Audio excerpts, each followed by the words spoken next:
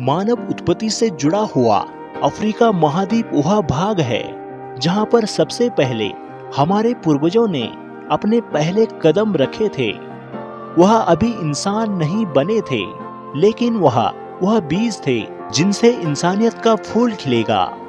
वैज्ञानिक अफ्रीका को मानवता का पालना कहते हैं और यह सही भी है। यहीं पर हमारी प्रजाति होमो सेपियंस सबसे पहले पैदा हुई थी।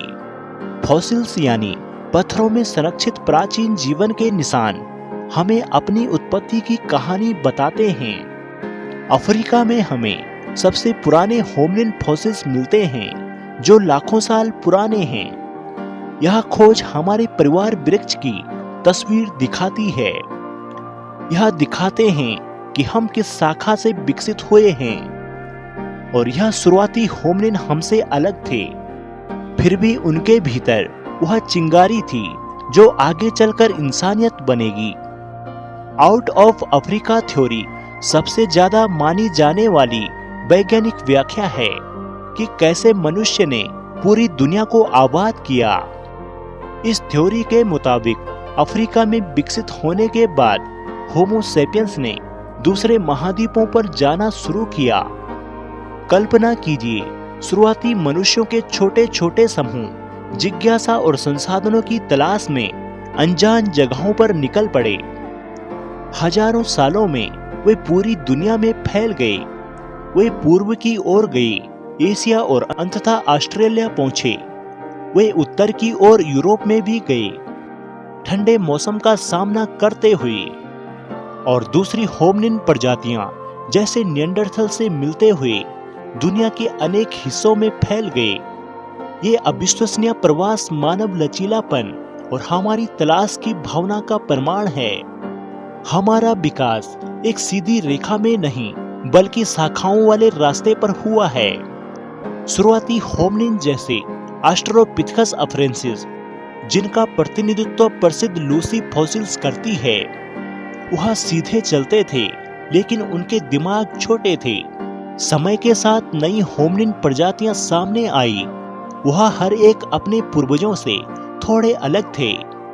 हमारे परिवार के पेड़ की कुछ शाखाएं खत्म होती गई जबकि दूसरी विकसित होती रही। उदाहरण के लिए होमो इरेक्टस ने आग पर महारत हासिल कर ली और अधिक जटिल उपकरण बनाने लगे। अंत में लगभग 3 लाख साल पहले अफ्रीका में होमो सेपियंस का उदय हुआ।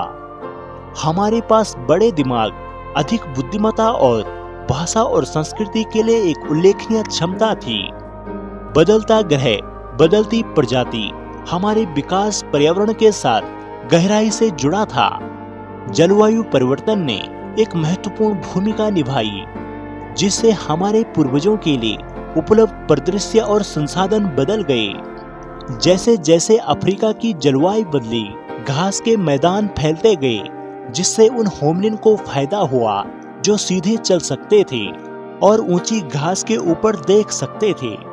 सूखे और बदलते मौसम के मिजाज ने संभवतः प्रवासन को बढ़ावा दिया, जिससे शुरुआती मनुष्य नए क्षेत्रों की तलाश में निकले और अलग अलग वातावरण के अनुकूलन बने।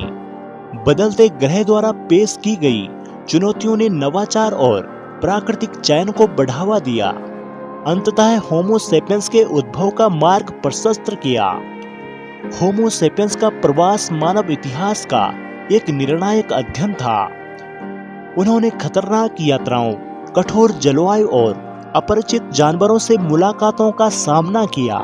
फिर भी उन्होंने दृढ़ता दिखाई। रेगिस्तान, जंगलों और बर्फीले इलाकों के अनुकूलन बने। 10,000 साल पहले तक इंसान दुनिया के हर कोने में पहुंच चुके थे। अमेरिका से लेकर प्रशांत महासागर के द्वीपों तक यह वैश्विक विस्तार बिना परिणाम के नहीं था। होमो सेपियंस ने दूसरे होमिनिन प्रजातियों जैसे निएंडरथल्स के साथ बातचीत की, जिससे मिश्रण हुआ और जीन का आदान प्रदान हुआ।